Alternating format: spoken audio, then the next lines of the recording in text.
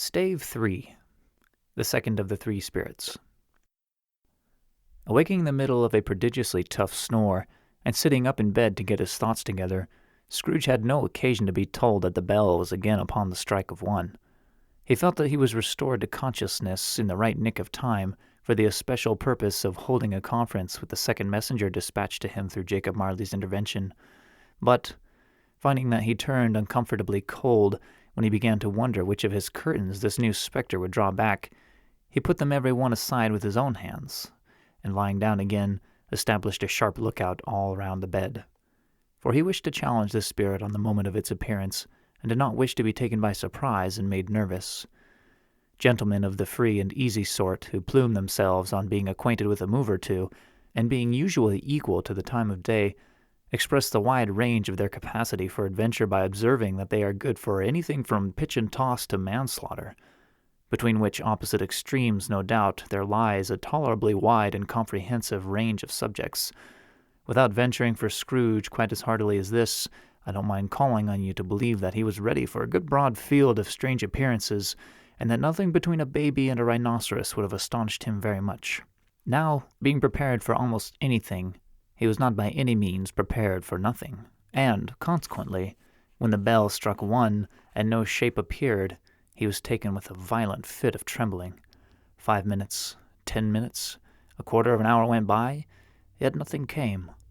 All this time he lay upon his bed, the very core and center of a blaze of ruddy light which streamed upon it when the clock proclaimed the hour, and which, being only light, was more alarming than a dozen ghosts, as he was powerless to make out what it meant or would be at, and was sometimes apprehensive that he might be at that very moment an interesting case of spontaneous combustion without having the consolation of knowing it. At last, however, he began to think, as you or I would have thought at first, for it is always the person not in the predicament who knows what ought to have been done in it, and would unquestionably have done it too. At last, I say, he began to think that the source and secret of this ghostly light might be in the adjoining room, from whence, on further tracing it, it seemed to shine. This idea taking full possession of his mind, he got up softly and shuffled in his slippers to the door. The moment Scrooge's hand was on the lock, a strange voice called him by his name and bade him enter. He obeyed. It was his own room, there was no doubt about that, but it had undergone a surprising transformation. The walls and ceiling were so hung with living green that it looked a perfect grove, from every part of which bright gleaming berries glistened. The crisp leaves of holly, mistletoe, and ivy reflected back the light, as if so many little mirrors had been scattered there, and such a mighty blaze went roaring up the chimney as that dull petrification of a hearth had never known in Scrooge's time, or Marley's, or for many and many a winter season gone.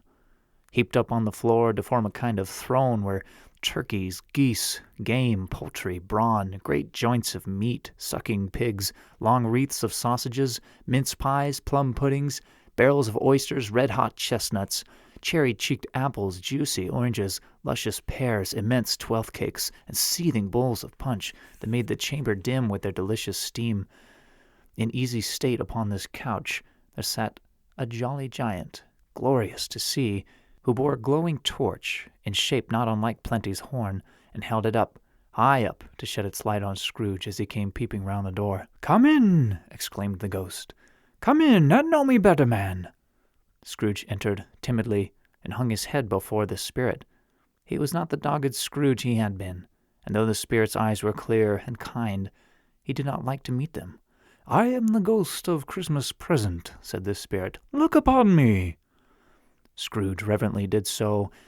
It was clothed in one simple deep green robe, or mantle, bordered with white fur. This garment hung so loosely on the figure that its capacious breast was bare, as if disdaining to be warded or concealed by any artifice. Its feet, observable beneath the ample folds of the garment, were also bare, and on its head it wore no other covering than a holly wreath, set here and there with shining icicles. Its dark brown curls were long and free as its genial face, its sparkling eye, its open hand, its cheery voice, its unconstrained demeanor, and its joyful air. Girded round its middle was an antique scabbard, but no sword was in it, and the ancient sheath was eaten up with rust. "You have never seen the like of me before," exclaimed the spirit. "Never," Scrooge made answer to it. "Have never walked forth with the younger members of my family, meaning, for I am very young, my elder brothers born in these later years," pursued the phantom. "I don't think I have," said Scrooge. "I am afraid I have not. Have you had many brothers, spirit?" "More than 1,800, said the ghost. "A tremendous family to provide for," muttered Scrooge. The ghost of Christmas Present rose. "Spirit," said Scrooge submissively, "conduct me where you will. I went forth last night on compulsion, and I learned a lesson which is working now. Tonight, if you have aught to teach me, let me profit by it." "Touch my robe." Scrooge did as he was told, and held it fast. Holly, mistletoe, red berries, ivy, turkeys, geese, game, poultry, brawn, meat, pigs, sausages, oysters, pies, puddings, fruit, and punch all vanished instantly. So did the room, the fire, the ruddy glow, the hour of night, and they stood in the city streets on Christmas morning, where, for the weather was severe, the people made a rough but brisk and not unpleasant kind of music, in scraping the snow from the pavement, in front of their dwellings and from the tops of their houses, whence it was mad delight to see the boys, to see it come plumping down into the road below, and splitting into artificial little snowstorms. The house fronts looked black enough, and the windows blacker, contrasting with the smooth white sheet of snow upon the roofs, and with the dirtier snow upon the ground, which last deposit had been plowed up in deep furrows by the heavy wheels of carts and wagons, furrows that crossed and recrossed each other hundreds of times where the great streets branched off, and made intricate channels, hard to trace, in the thick yellow mud and icy water. The sky was gloomy, and the shortest streets were choked up with a dingy mist, half-thawed, half-frozen, whose heavier particles descended in a shower of sooty atoms, as if all the chimneys in Great Britain had, by one consent, caught fire, and were blazing away to their dear hearts' content. There was nothing very cheerful in the climate or the town, and yet was there an air of cheerfulness abroad that the clearest summer air and brightest summer sun might have endeavored to diffuse in vain. For the people who were shoveling away on the housetops were jovial and full of glee, calling out to one another from their parapets, and now and then exchanging a facetious snowball, better-natured missile far than many a wordy jest, laughing heartily if it went right, and not less heartily if it went wrong. The poulterers' shops were still half open, and the fruiterers were radiant in their glory. There were great round pot-bellied baskets of chestnuts, shaped like the waistcoats of jolly old gentlemen, lolling at the doors and tumbling out into the street in their apoplectic opulence. There were ruddy, brown-faced, broad-girthed Spanish onions, shining in the fatness of their growth like Spanish friars, and winking from their shelves in wanton slyness at the girls as they went by and glanced demurely at the hung-up mistletoe. There were pears and apples clustered high in blooming pyramids. There were bunches of grapes, made in the shopkeeper's benevolence to dangle from conspicuous hooks, that people's mouths might water gratis as they passed. There were piles of filberts, mossy and brown, recalling in their fragrance ancient walks among the woods, and pleasant shufflings ankle-deep through the withered leaves. There were Norfolk biffins, squab and swarthy, setting off the yellow of the oranges and lemons, and in the great compactness of their juicy persons, urgently entreating and beseeching to be carried home in paper bags and eaten after dinner. The very gold and silver fish, set forth among these choice fruits in a bowl, though members of a dull and stagnant-blooded race, appeared to know that there was something going on, and, to a fish, went gasping round and round their little world in slow and passionless excitement. The grocers, the grocers, nearly closed, with perhaps 2 shutters down or 1, but through those gaps such glimpses. It was not alone that the scales descending on the counter made a merry sound, or that the twine and roller parted company so briskly, or that the canisters were rattled up and down like juggling tricks, or even that the blended scents of tea and coffee were so grateful to the nose, or even that the raisins were so plentiful and rare, the almonds so extremely white, the sticks of cinnamon so long and straight, the other spices so delicious, the candied fruits so caked and spotted with molten sugar as to make the coldest lookers-on feel faint and subsequently bilious. Nor was it that the figs were moist and pulpy, or that the French plums blushed in the modest tartness from their highly decorated boxes, or that everything was good to eat and in its Christmas dress, But the customers were all so hurried and so eager in the hopeful promise of the day that they tumbled up against each other at the door, clashing their wicker baskets wildly, and left their purchases upon the counter, and came running back to fetch them, and committed hundreds of the like mistakes in the best humor possible, while the grocer and his people were so frank and fresh that the polished hearts with which they fastened their aprons behind might have been their own, worn outside for general inspection, and for Christmas daws to peck at if they chose. But soon the steeples called good people all to church and chapel, and away they came, flocking through the streets in their best clothes and with their gayest faces, and at the same time there emerged from scores of by-streets, lanes, and nameless turnings innumerable people, carrying their dinners to the bakers' shops.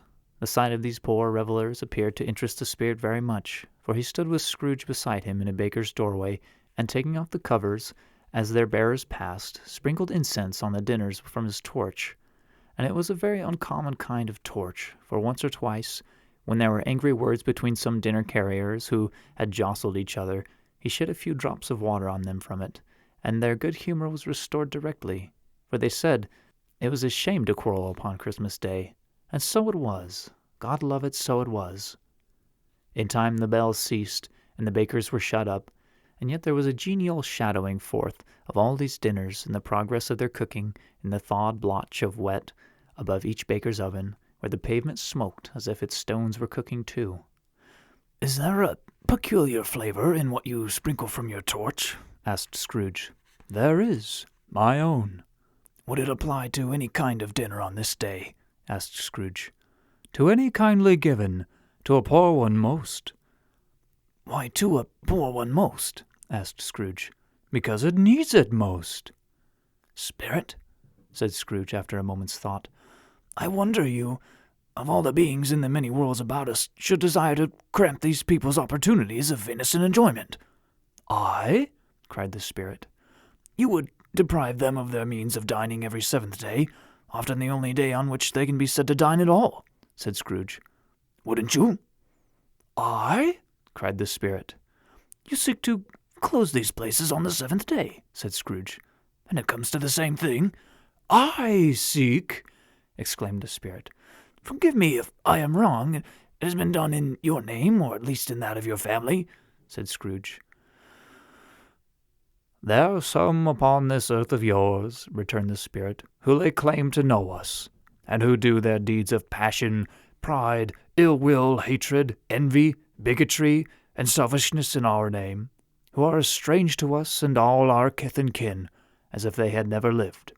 Remember that, and charge their doings on themselves, not us." Scrooge promised that he would, and they went on, invisible as they had been before, into the suburbs of the town.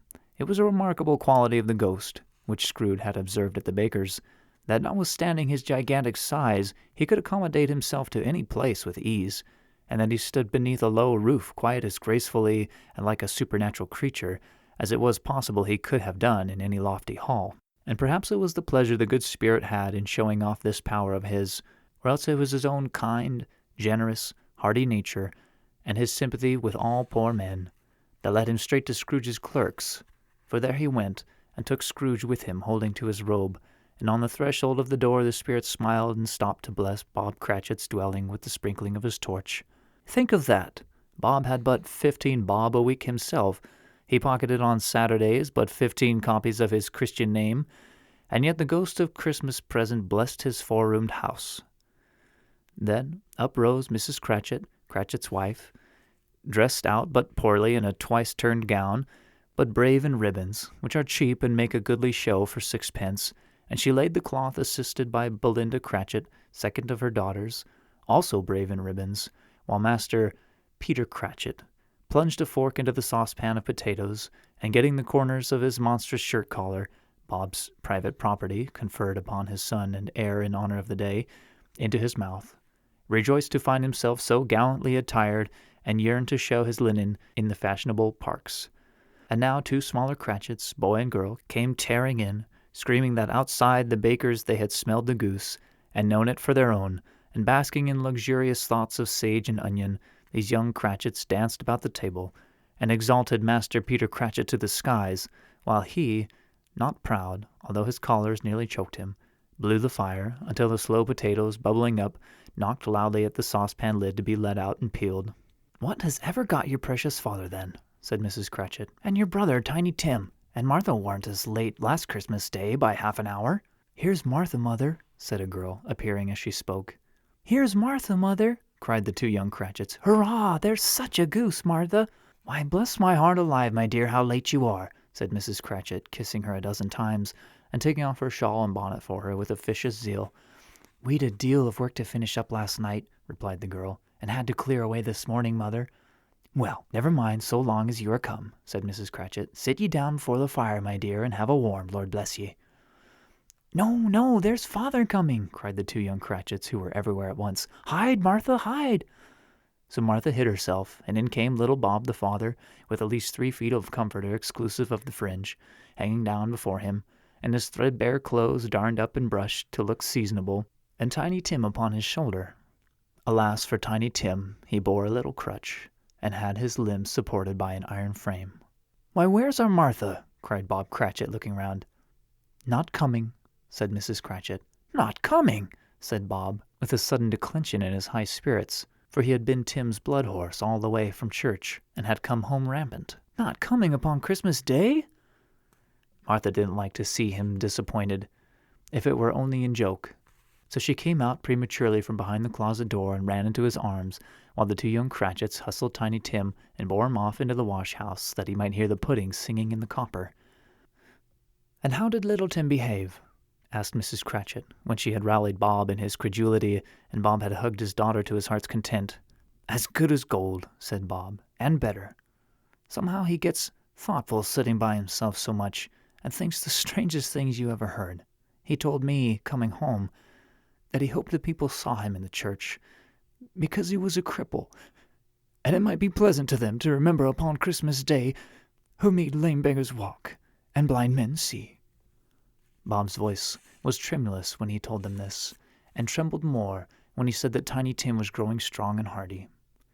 His active little crutch was heard upon the floor, and back came Tiny Tim before another word was spoken, escorted by his brother and sister to his stool before the fire, and while Bob, turning up his cuffs, as if, poor fellow, they were capable of being made more shabby, compounded some hot mixture in a jug with gin and lemons, and stirred it round and round, and put it on the hob to simmer, Master Peter and the two ubiquitous young Cratchits went to fetch the goose, with which they soon returned in high procession.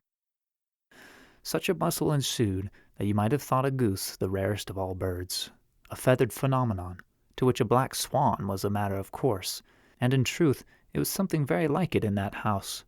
Mrs. Cratchit made the gravy, ready beforehand in a little saucepan, hissing hot. Master Peter mashed the potatoes with incredible vigor. Miss Belinda sweetened up the applesauce. Martha dusted the hot plates. Bob took Tiny Tim beside him in a tiny corner at the table. The two young Cratchits set chairs for everybody, not forgetting themselves, and mounting guard upon their posts, lest they should shriek for goose before their turn came to be helped. At last the dishes were set on, and grace was said.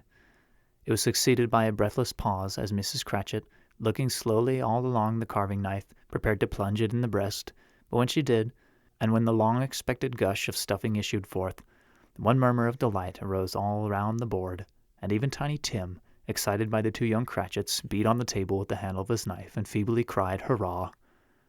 There never was such a goose. Bob said he didn't believe there was ever such a goose cooked. Its tenderness and flavor, size and cheapness, were the themes of universal admiration. Eked out by the applesauce and mashed potatoes, it was a sufficient dinner for the whole family. Indeed, as Mrs. Cratchit said with great delight, surveying one small atom of a bone upon the dish, they hadn't ate it all at last.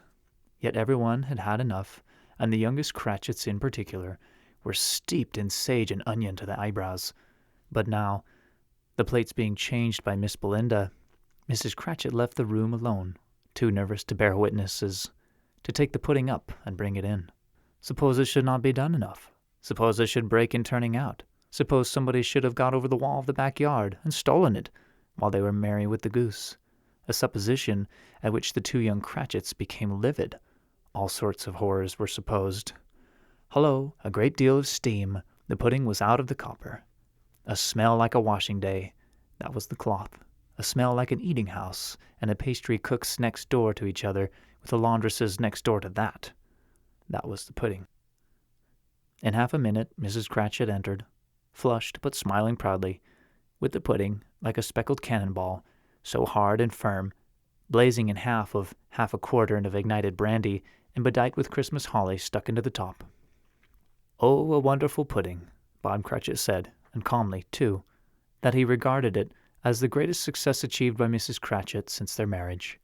Mrs. Cratchit said that, now the weight was off her mind, she would confess she had her doubts about the quantity of flour. Everybody had something to say about it, but nobody said or thought it was at all a small pudding for a large family. It would have been flat heresy to do so. Any Cratchit would have blushed to hint at such a thing. At last the dinner was all done. The cloth was cleared, the hearth swept, and the fire made up. The compound in the jug being tasted and considered perfect, apples and oranges were put upon the table, and a shovelful of chestnuts on the fire. Then all the Cratchit family drew round the hearth, in what Bob Cratchit called a circle, meaning half a one, and at Bob Cratchit's elbow stood the family display of glass, 2 tumblers, and a custard cup without a handle. These held the hot stuff from the jug, however, as well as golden goblets would have done, and Bob served it out with beaming looks, while the chestnuts on the fire sputtered and crackled noisily. Then Bob proposed, "A Merry Christmas to us all, my dears. God bless us," which all the family re-echoed. "God bless us, everyone," said Tiny Tim, the last of all. He sat very close to his father's side upon his little stool. Bob held his withered little hand in his, as if he loved the child, and wished to keep him by his side, and dreaded that he might be taken from him. "Spirit," said Scrooge, with an interest he had never felt before, "tell me if Tiny Tim will live." "I see a vacant seat," replied the ghost, "in the poor chimney corner, and a crutch without an owner, carefully preserved. If these shadows remain unaltered by the future, the child will die." "No, no," said Scrooge. "Oh, no, kind spirit, say he will be spared." "If these shadows remain unaltered by the future, none other of my race," returned the ghost, "will find me here. What then? If he be like to die, he had better do it, and decrease the surplus population." Scrooge hung his head to hear his own words quoted by the spirit, and was overcome with penitence and grief. "Man," said the ghost, "if man you be in heart, not adamant, forbear that wicked cant until you have discovered what the surplus is, and where it is. Will you decide what men shall live, what men shall die? It may be that in the sight of heaven you are more worthless and less fit to live than millions like this poor man's child. O God, to hear the insect on the leaf pronouncing on the too much life among his hungry brothers in the dust." Scrooge bent before the ghost's rebuke, and trembling, cast his eyes upon the ground. But he raised them speedily on hearing his own name. "Mr. Scrooge," said Bob, "I'll give you Mr. Scrooge, the founder of the feast."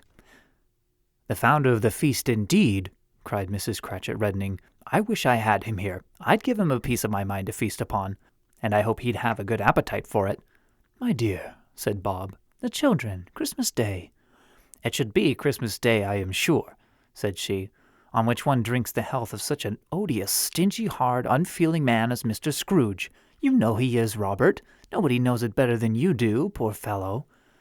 "My dear," was Bob's mild answer, "Christmas Day."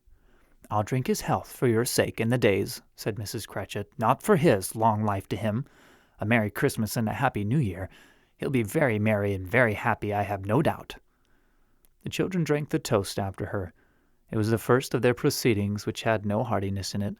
Tiny Tim drank it last of all, but he hadn't cared 2 pence for it. Scrooge was the ogre of the family. The mention of his name cast a dark shadow on the party, which was not dispelled for full 5 minutes. After it had passed away, they were 10 times merrier than before, from the mere relief of Scrooge the Baleful being done with. Bob Cratchit told them how he had a situation in his eye for Master Peter, which would bring in, if obtained, full 5 and 6 pence weekly. The 2 young Cratchits laughed tremendously at the idea of Peter's being a man of business, and Peter himself looked thoughtfully at the fire from between his collars, as if he were deliberating what particular investments he should favor as he came into the receipt of that bewildering income. Martha, who was a poor apprentice at a milliner's, then told them what kind of work she had to do, and how many hours she had worked at a stretch, and how she meant to lie abed tomorrow morning for a good long rest, tomorrow being a holiday she passed at home. Also how she had seen a countess and a lord some days before, and how the lord was much about as tall as Peter, at which Peter pulled up his collar so high that you couldn't have seen his head if you had been there. All this time the chestnuts in the jug went round and by they had a song about a lost child traveling in the snow from Tiny Tim, who had a plaintive little voice, and sang it very well indeed. There was nothing of high mark in this. They were not a handsome family. They were not well dressed. Their shoes were far from being waterproof. Their clothes were scanty, and Peter might have known, and very likely did, the inside of a pawnbroker's. But they were happy, grateful, pleased with one another, and contented with the time, and when they faded and looked happier yet in the bright sprinklings of the Spirit's torch at parting, Scrooge had his eye upon them, and especially on Tiny Tim until the last. By this time it was getting dark, and snowing pretty heavily, and as Scrooge and the Spirit went along the streets, the brightness of the roaring fires in kitchens, parlors, and all sorts of rooms was wonderful. Here, the flickering of the blaze showed preparations for a cozy dinner, with hot plates baking through and through before the fire, and deep red curtains, ready to be drawn to shut out cold and darkness. There, all the children of the house were running out into the snow to meet their married sisters, brothers, cousins, uncles, aunts, and be the first to greet them. Here, again, were shadows on the window blind of guests assembling, and there a group of handsome girls, all hooded and fur-booted, and all chattering at once, tripped lightly off to some near neighbor's house, where, woe upon the single man who saw them enter, artful witches, well they knew it, in a glow. But if you had judged from the numbers of the people on their way to friendly gatherings, you might have thought that no one was at home to give them welcome when they got there, instead of every house expecting company and piling up its fires half-chimney high. Blessings on it, how the ghost exulted! How it bared its breadth of breast, and opened its capacious palm, and floated on, outpouring with a generous hand its bright and harmless mirth on everything within its reach. The very lamplighter, who ran on before dotting the dusky street with specks of light, and who was dressed to spend the evening somewhere, laughed out loudly as the Spirit passed, though little kenned the lamplighter that he had any company but Christmas. And now, without a word of warning from the ghost, they stood upon a bleak and desert moor, where monstrous masses of rude stone were cast about, as though it were the burial place of giants, and water spread itself wheresoever it listed, or would have done so but for the frost that held it prisoner. And nothing grew but moss and furze and coarse, rank grass. Down in the west the setting sun had left a streak of fiery red, which glared upon the desolation for an instant like a sullen eye, and frowning lower, lower, lower yet, was lost in the thick gloom of darkest night. "What place is this?" asked Scrooge. "A place where miners live, who labor in the bowels of the earth," returned the Spirit. "But they know me. See!" A light shone from the window of a hut, and swiftly they advanced towards it. Passing through the wall of mud and stone, they found a cheerful company assembled round a glowing fire. An old man and woman, with their children and their children's children, and another generation beyond that, all decked out gaily in their holiday attire. The old man, in a voice that seldom rose above the howling of the wind upon the barren waste, was singing them a Christmas song, and it had been a very old song when he was a boy, and from time to time they all joined in the chorus. So surely as they raised their voices, the old man got quite blithe and loud, and so surely as they stopped, his vigor sang again. The Spirit did not tarry here, but bade Scrooge hold his robe, and passing on above the moor, sped whither? Not to see. To see. To Scrooge's horror, looking back, he saw the last of the land, a frightful range of rocks behind them, and his ears were deafened by the thundering of water, as it rolled and roared and raged among the dreadful caverns it had worn, and fiercely tried to undermine the earth. Built upon a dismal reef of sunken rocks, some league or so from shore, on which the waters chafed and dashed the wild year through, there stood a solitary lighthouse. Great heaps of seaweed clung to its base, and storm birds, born of the wind, one might suppose, as seaweed of the water, rose and fell about it like the waves they skimmed. But even here, 2 men who watched the lighthouse had made a fire that through the loophole in the thick stone wall shed out a ray of brightness on the awful sea. Joining their horny hands over the rough table at which they sat, they wished each other Merry Christmas in their can of grog, and one of them, the elder too, with his face all damaged and scarred from hard weather, as the figurehead of an old ship might be, struck up a sturdy song that was like a gale in itself.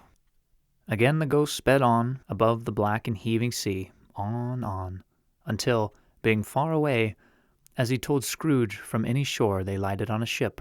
They stood beside the helmsman at the wheel, the lookout in the bow, the officers who had the watch, dark, ghostly figures in their several stations, but every man among them hummed a Christmas tune, or had a Christmas thought, or spoke below his breath to his companion of some bygone Christmas day, with homeward hopes belonging to it.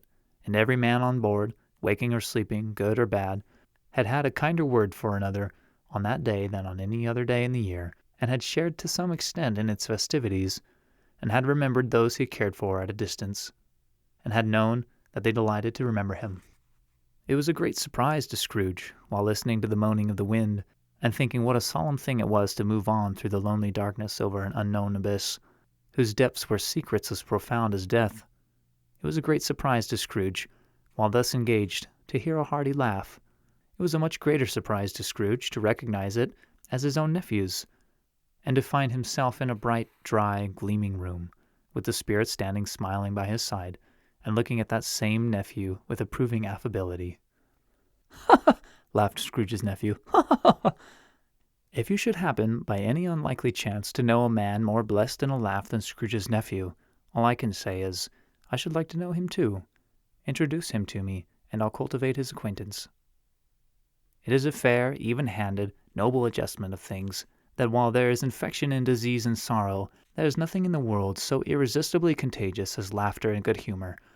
When Scrooge's nephew laughed in this way, holding his sides, rolling his head, and twisting his face into the most extravagant contortions, Scrooge's niece, by marriage, laughed as heartily as he, and their assembled friends, being not a bit behindhand, roared out lustily, "Ha ha ha ha! Ha ha ha ha! He said that Christmas was a humbug, as I live!" cried Scrooge's nephew. "He believed it, too!" "More shame for him, Fred," said Scrooge's niece indignantly. "Bless those women. They never do anything by halves. They are always in earnest." She was very pretty, exceedingly pretty, with a dimpled, surprised-looking, capital face, a ripe little mouth that seemed made to be kissed, as no doubt it was, all kinds of good little dots about her chin that melted into one another when she laughed, and the sunniest pair of eyes you ever saw in any little creature's head.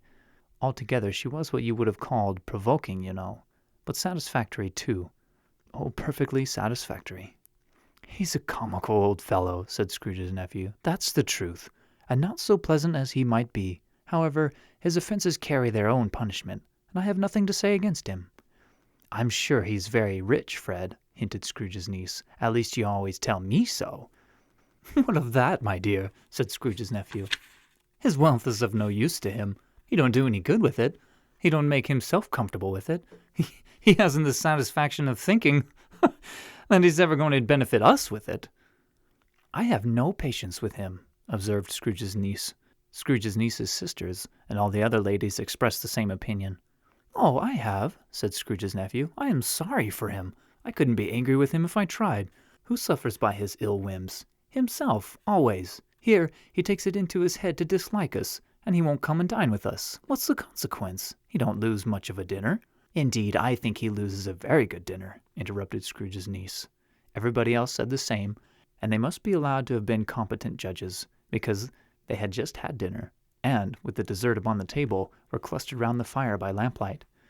"Well, I'm very glad to hear it," said Scrooge's nephew, "because I haven't great faith in these young housekeepers. What do you say, Topper?"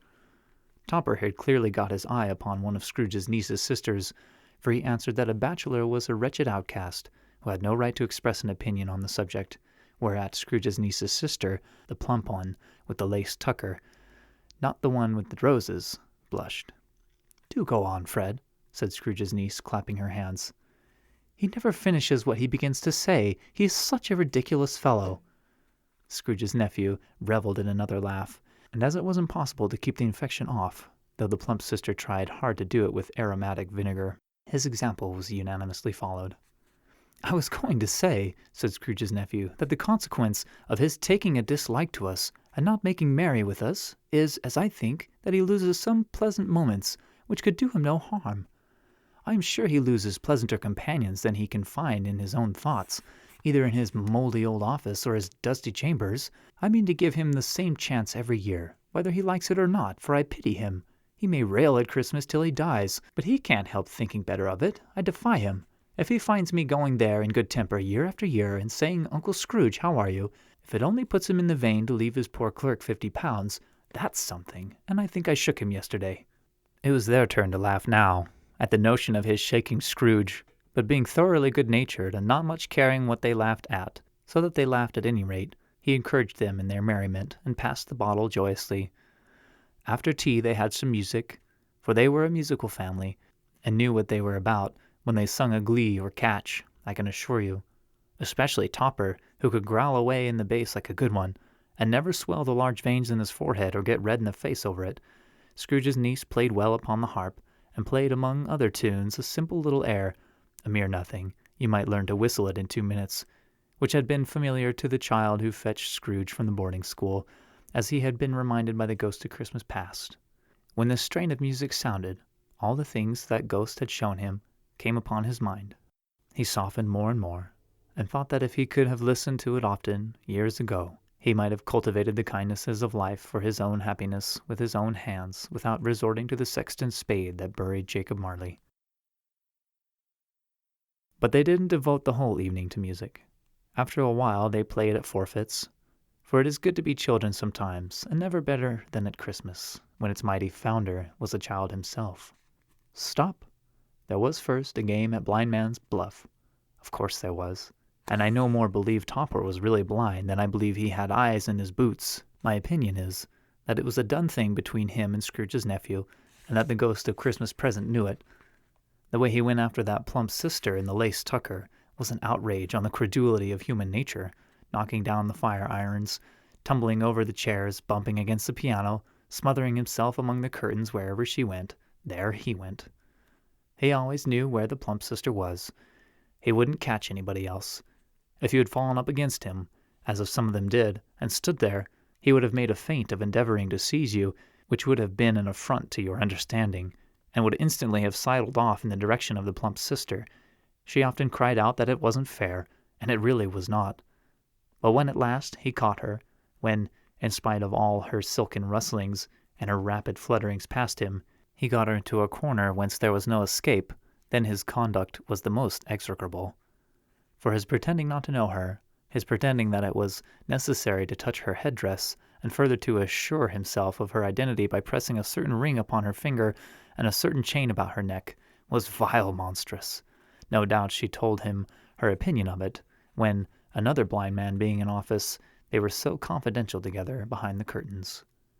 Scrooge's niece was not one of the Blind Man's Bluff party, but was made comfortable with a large chair and a footstool in a snug corner, where the ghost and Scrooge were close behind her, but she joined in the forfeits, and loved her love to admiration with all the letters of the alphabet.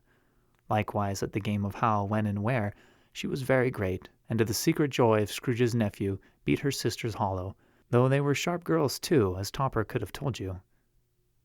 There might have been 20 people there, young and old, but they all played, and so did Scrooge, for wholly forgetting in the interest he had in what was going on, that his voice made no sound in their ears, he sometimes came out with his guess quite loud, and very often guessed quite right, too, for the sharpest needle, best Whitechapel, warranted not to cut in the eye, was not sharper than Scrooge, blunt as he took it in his head to be. The ghost was greatly pleased to find him in this mood, and looked upon him with such favor that he begged like a boy to be allowed to stay until the guests departed, but this, the spirit said, could not be done. "Here's a new game," said Scrooge. "1 half-hour, Spirit, only one." It was a game called Yes and No, where Scrooge's nephew had to think of something, and the rest must find out what, he only answering to their questions yes or no, as the case was. The brisk fire of questioning to which he was exposed elicited from him that he was thinking of an animal, a live animal, rather a disagreeable animal, a savage animal, an animal that growled and grunted sometimes, and talked sometimes, and lived in London, and walked about the streets, and wasn't made a show of, and wasn't led by anybody, and didn't have a menagerie, and was never killed in a market, and was not a horse or an ass or a cow or a bull or a tiger or a dog or a pig or a cat or a bear. At every fresh question that was put to him, this nephew burst into a fresh roar of laughter, and was so inexpressibly tickled that he was obliged to get up off the sofa and stomp. At last the plump sister, falling into a similar state, cried out, "I have found it! I know what it is, Fred! I know what it is!" "What is it?" cried Fred. "It's your Uncle Scrooge!" Which it certainly was. Admiration was the universal sentiment, though some objected that the reply to, "Is it a bear?" ought to have been yes, inasmuch as an answer in the negative was sufficient to have diverted their thoughts from Mr. Scrooge, supposing they had ever had any tendency that way. "He has given us plenty of merriment, I am sure," said Fred, "and it would be ungrateful not to drink to his health. Here's a glass of mulled wine, ready to our hand at the moment, and I say, Uncle Scrooge." "Well, Uncle Scrooge," they cried. "A Merry Christmas and a Happy New Year to the old man, whatever he is," said Scrooge's nephew. "He wouldn't take it from me, but may he have it nevertheless. Uncle Scrooge!" Uncle Scrooge had imperceptibly become so gay and light of heart that he would have pledged the unconscious company in return, and thanked them in an inaudible speech if the ghost had given him time. But the whole scene passed off in the breath of the last words spoken by his nephew, and he and the spirit were again upon their travels. Much they saw, and far they went, and many homes they visited, but always with a happy end. The spirit stood beside sick beds, and they were cheerful, on foreign lands, and they were close at home, by struggling men, and they were patient in their greater hope, by poverty, and it was rich. In almshouse, hospital, and jail, in misery's every refuge, where vain man, in his little brief authority, had not made fast the door, and barred the spirit out, he left his blessing, and taught Scrooge his precepts. It was a long night, if it were only a night, but Scrooge had his doubts of this, because the Christmas holidays appeared to be condensed into the space of time they passed together. It was strange, too, that while Scrooge remained unaltered in his outward form, the ghost grew older, clearly older. Scrooge had observed this change, but never spoke of it, until they left a children's 12th night party, when looking at the spirit as they stood together in an open place, he noticed that its hair was gray. "Are spirits' lives so short?" asked Scrooge. "My life upon this globe is very brief," replied the ghost. "It ends tonight." "Tonight?"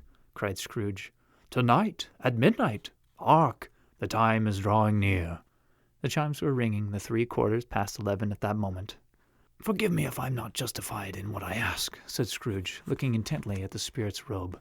"But I see something strange, and not belonging to yourself, protruding from your skirts. Is it a foot or a claw?" "It might be a claw, for the flesh there is upon it," was the spirit's sorrowful reply. "Look here." From the foldings of its robe it brought 2 children, wretched, abject, frightful, hideous, miserable. They knelt down at his feet and clung upon the outside of its garment. "Oh, man, look here! Look down here!" exclaimed the ghost. They were a boy and girl, yellow, meager, ragged, scowling, wolfish, but prostrate, too, in their humility. Where graceful youth should have filled their features out and touched them with its freshest tints, a stale and shriveled hand like that of age had pinched and twisted them and pulled them into shreds. Where angels might have sat enthroned, devils lurked and glared out menacing. No change, no degradation, no perversion of humanity in any grade, through all the mysteries of wonderful creation, has monsters half so horrible and dread. Scrooge started back, appalled. Having them shown to him in this way, he tried to say they were fine children, but the words choked themselves, rather than be parties to a lie of such enormous magnitude. "Spirit, are they yours?" Scrooge could say no more. "They are man's," said the spirit, looking down upon them, "and they cling to me, appealing from their fathers. This boy is ignorance, this girl is want. Beware them both, and all of their degree. But most of all beware this boy, for on his brow I see that written which is doom, unless the writing be erased." "Deny it!" cried the spirit, stretching out his hand towards the city. "Slander those who tell it ye. Admit it for your factious purposes, and make it worse, and bide to the end." "Have they no refuge or resource?" cried Scrooge. "Are there no prisons?" said the spirit, turning on him for the last time with his own words. "Are there no workhouses?" The bell struck 12. Scrooge looked about him for the ghost, and saw it not. As the last stroke ceased to vibrate, he remembered the prediction of old Jacob Marley, and lifting up his eyes, beheld a solemn phantom, draped and hooded, coming, like a mist, along the ground towards him.